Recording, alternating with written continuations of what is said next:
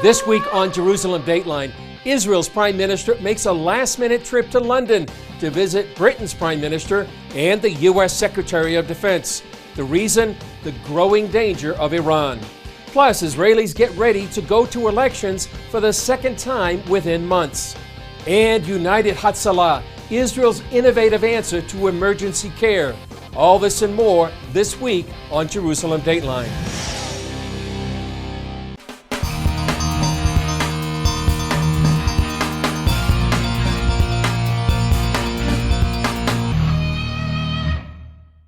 Hello and welcome to this edition of Jerusalem Dateline. I'm Chris Mitchell.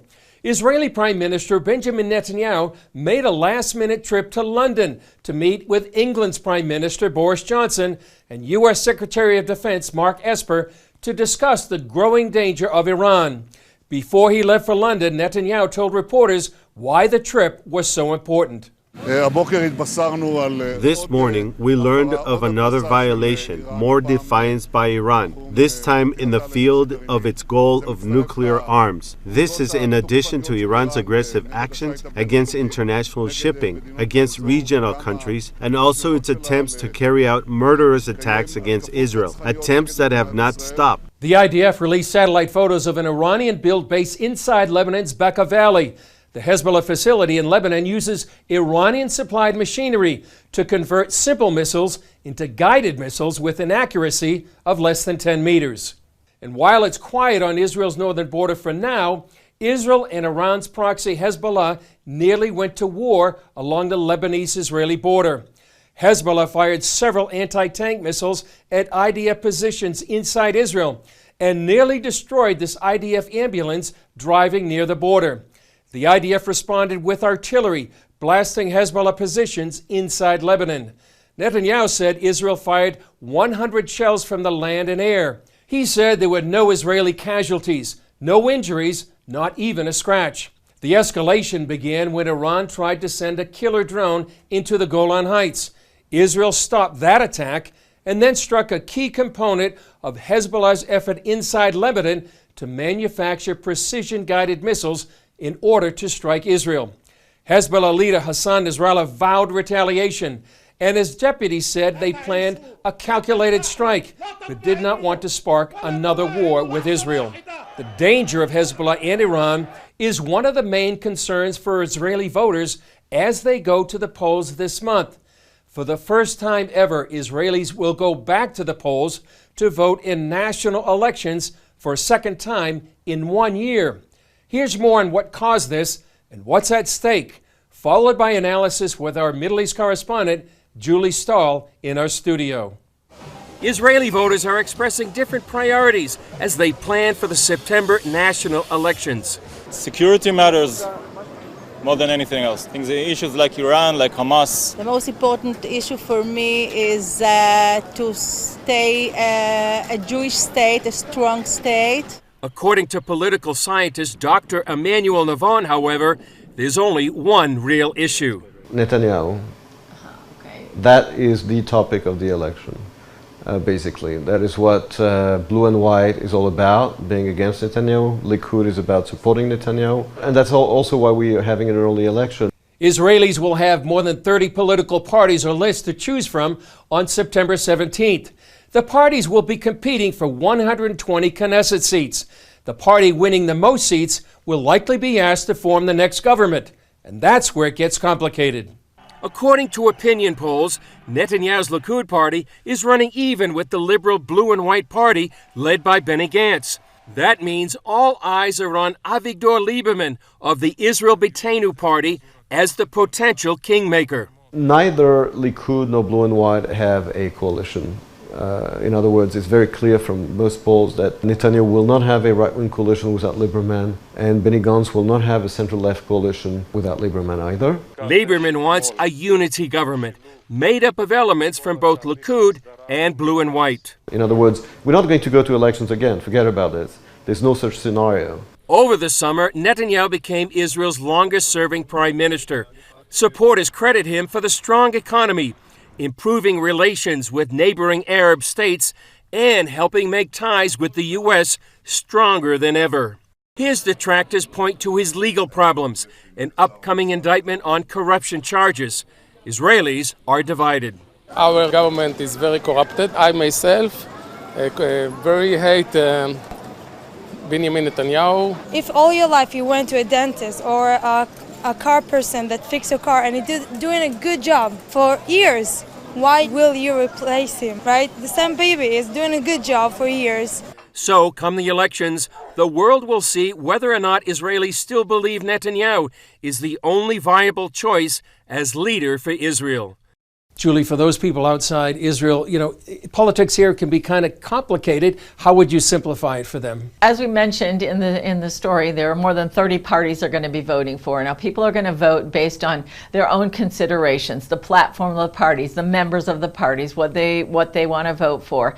In the end, whichever party gets the most votes, probably that one, President Reuven Rivlin will ask that party to form a government if he can. Now that might sound simple, because wouldn't everybody want to be in the government?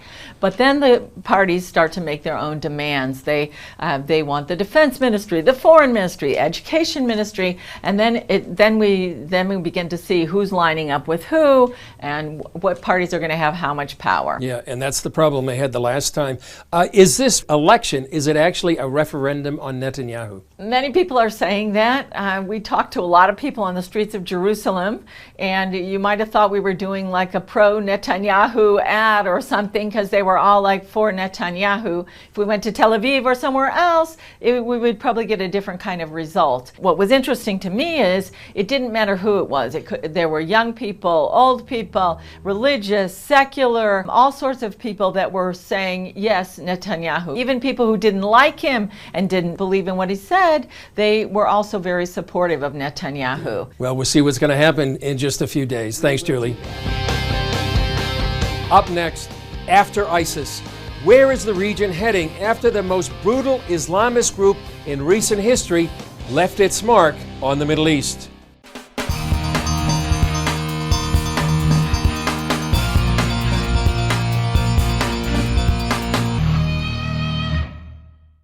For several years, ISIS spread its reign of terror throughout the Middle East. We talked with one reporter who spent years documenting how this Islamic group affected the region and the people of the Middle East. All right, Seth, you wrote a book called After ISIS, America, Iran, and the Struggle for the Middle East. Why did you write the book? Well, I was going back and forth to places like Iraq or Jordan or Turkey for several years, from 2014 to 2018. And I was seeing things there that I felt were not being sufficiently documented. For instance, I remember going to Sinjar right after they'd found all these mass graves of victims of ISIS. And, we saw matted human hair and human remains. And this was clearly like the aftermath of a genocide. And I felt it was things that I'd seen when I was a child reading about the Second World War. And I felt this is a story that has to be told, not just in a series of articles. This has to all be put in one place so we can understand the real horrors that this whole region faced in the last few years, including the destruction of Christian communities, the selling of Yazidi girls and women into slavery, and also see that, this region, the Middle East, Iraq, it's not just a place of conflict. This is real human stories. This matters to the whole world. And groups like ISIS, they don't just stay in places like Iraq. They eventually threaten people in London or New York or Japan or wherever. What do you think the lessons that need to be learned from your book? Well, hopefully not only to humanize the victims and the refugees, but also to get a sense of the fact that what's happened in the last few years in the Middle East puts the whole region at a kind of 100-year crossroads, 100 years since the fall of the Ottoman Empire. And what happens now will determine what happens in the next 100 years. What about, for instance, the rise of Iran? What about Turkey, Russia as new allies? What happens to America's role in the region? What happens to Israel? What happens to key allies and friends in the region? And in order to understand that, we, I think, need to not only read about it, but then think about, okay, what we do now is going to affect things in 20 or 50 years. Do you see that after ISIS or during the fall of ISIS, Iran was one of the players that really emerged in the Middle East? Yes, Iran has benefited from the defeat of ISIS. Iran helped to play a role, of course, to help defeat them, which is a good thing. But Iran used that role to leverage its kind of influence in Iraq and Syria and to then entrench, so that Iran, once it was sent its militias into Iraq, it didn't leave Iraq. All of its militias stayed behind in all these places. And it is using those militias, I think, to threaten not only the US and Israel, but other countries. Iran's militias are not building universities. They're stockpiling weapons and missiles. You talked about humanizing the conflict. Tell us about what happened to the Christians, Yazidis, and other minorities in this region. Well, I remember one time in a city called Karakosh, which used to be home to 50,000 Christians, very close to Mosul. We drove through there right after it had been liberated. It was a totally deserted city. Some of it was still intact, but when you went into the churches, they had torn down the crosses and they'd beheaded the statues and pictures of Jesus and the Virgin Mary. And we met with some of the locals, and it was unclear whether or not they felt they had a future in that area. We went into one church where ISIS had transformed part of it into a bomb-making factory. And what's great to see is, a year after that, those churches are back functioning, and those people are celebrating Easter. And it's the same thing, I think, with the Yazidis. I mean, here's a minority group, an ancient minority group, which horrible things were done to them. And they still live in refugee camps, and it's important to see the question is, okay, can they come back to their lands? Will there be security for these people? Do you see this was a watershed moment for many of the Christians in the region? Well, unfortunately, I think it was, because many Christians in places like Iraq had been suffering under terrorism for years. But all of a sudden, the rise of ISIS, and I think the fact that the international community didn't respond quick enough, meant that tens of thousands of people had to flee their homes, and these in some cases were the last Christians in places like Mosul. And for many of them, this was the kind of last straw. And I know that when many of those I met who were living in the Kurdish region in Erbil said, listen, I'm not going to go back, I'm going to Europe, I can't do this anymore. These are people that have been there for 1,000, 1,500, 1,600 years, right? And I think it's an important question as to whether or not organizations or countries will step forward to rebuild those churches and make sure that people feel secure. You talk in the book about going forward and offering a few scenarios about what might happen. What do you see going forward? Well, I think one scenario is that even though there's just been a very difficult and bloody war, there could now be another war between Iran and America and all of the allies of the two, right? That's one scenario. Another scenario is that the region is tired of war, and that even though we have an emerging Iranian threat or hegemony, even though Turkey is drifting towards Russia, that people begin to reinvest in rebuilding cities in Syria and Iraq, and that maybe the region decides that religious extremism and terrorism is something of the past, and we're not going to go down that road again. And for the people that are going to read the book, what do you want them to take away from this? I want them to see a story that I think is partly about good and evil, in the sense that ISIS, wasn't just another jihadist organization. It's not just another Al-Qaeda. What ISIS did was uniquely evil in terms of selling people into slavery, committing mass genocide. It went far beyond what groups like the Taliban have done. And I think the people that fought ISIS, like the Kurds in northern Iraq, or the people in Syria, the Kurdish units there, I think these people did what was right at the right time, and also the American forces that went, the volunteers that went to help. I think it's important to recognize the bravery that these people did and not just forget about them afterward and say, okay, the war's over and everyone can go home. Coming up, see how Israel is revolutionizing emergency care and saving lives.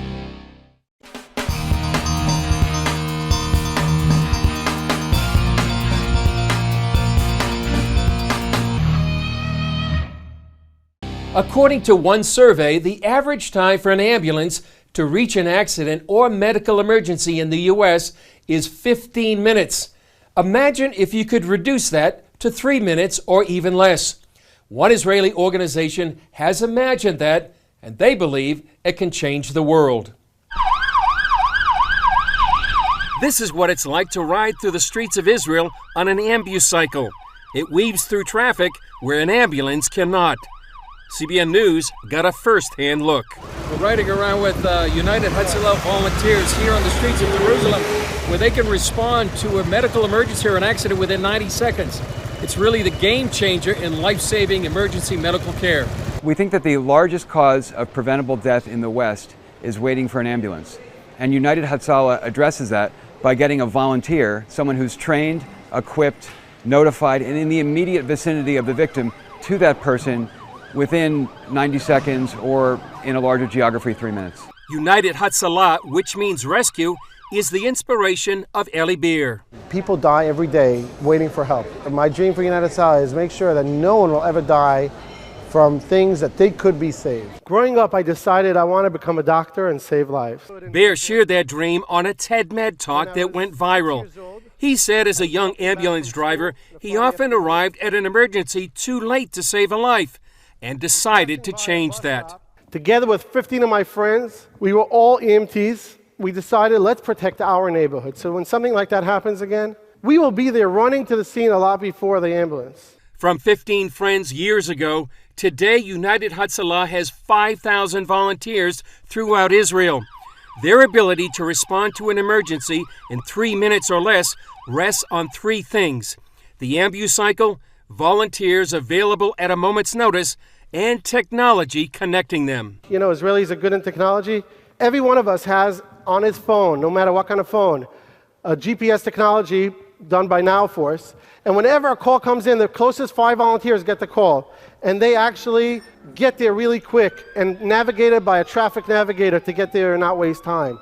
And this is a great technology we use all over the country and reduce the response time. There's another emergency that just went off right now. We're currently in United Hatzalah's National Command and Dispatch Center. And what's happening right behind me here is that volunteers from around the country in the 8 different regions that we broke the country down into are being dispatched to emergencies. We receive about 1,000 emergencies per day.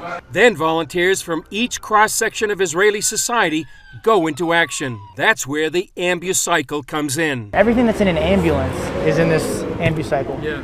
So this is like life-saving measures within the first couple of minutes of a crisis. So I get to the call within 3 minutes or less. I arrive, I throw on my jacket, and I immediately start treating. Everything that the ambulance has, except the stretcher, is in this box right here. I have a defibrillator under the seat, and everything else is in this bag. This life-saving equipment can often get to an emergency sooner than an ambulance. This real-life video shows an ambulance stuck in traffic and an ambucycle weaving its way through. But they exist to complement rather than compete with the ambulance. Basically, we're there to fill the gap. So until the ambulance arrives, in those first crucial, critical minutes, we have help is on scene. Help has arrived, we are stabilizing, and by the time the ambulance comes, he is ready for transport to the hospital. And getting there in 90 seconds is the game changer in EMS worldwide. That time gap can mean life or death. I can tell you every second counts, and if you wait 2 more seconds for someone who has no oxygen for more than 6 or 7 minutes, there's no chance of saving that person. And if you do save him, that person will have damage for the rest of their life and will need assistance. So by having thousands of volunteers, think about it, it's like Uber, everywhere. Gavi Friedson has responded to more than 9,000 emergency calls. Now he's in the U.S. to spread the news about this revolution in emergency response. I meet with police chiefs or fire chiefs, other medical professionals, even mayors of the city, to really try to understand what it is that we do, what we've accomplished, and that they can get it done too.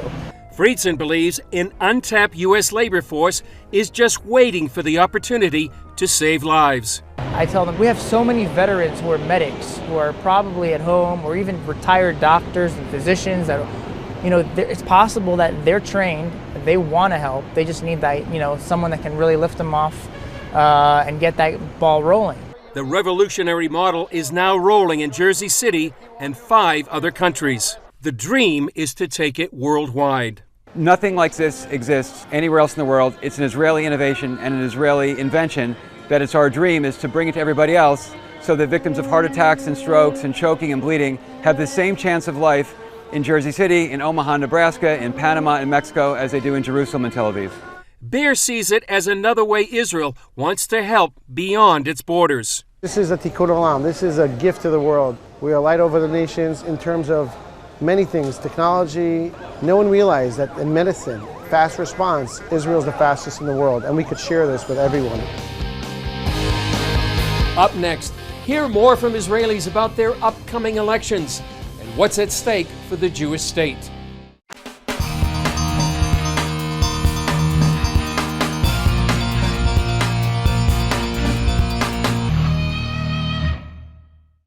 Middle East correspondent Julie Stahl went to Jerusalem's open-air Mahane Yehuda market to hear from Israelis what they're thinking about the upcoming elections.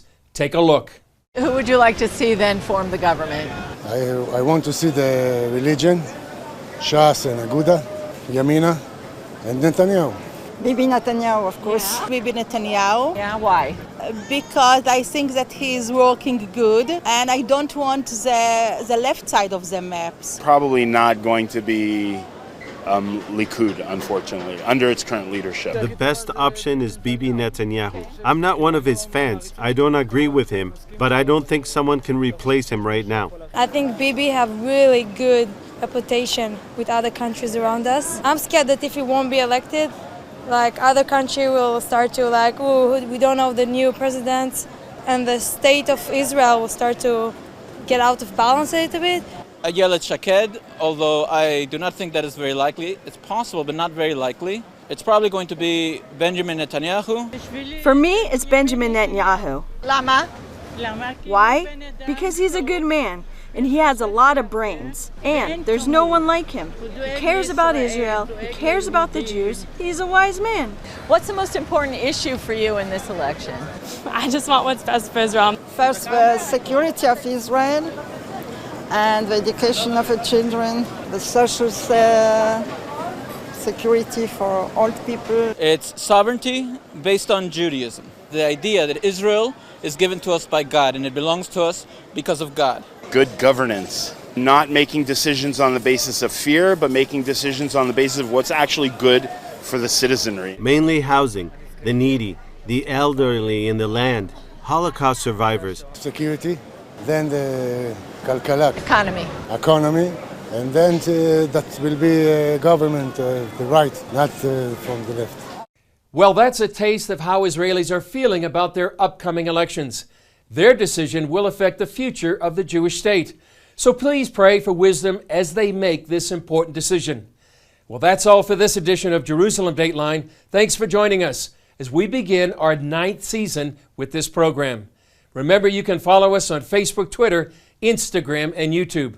I'm Chris Mitchell. We'll see you next time on Jerusalem Dateline.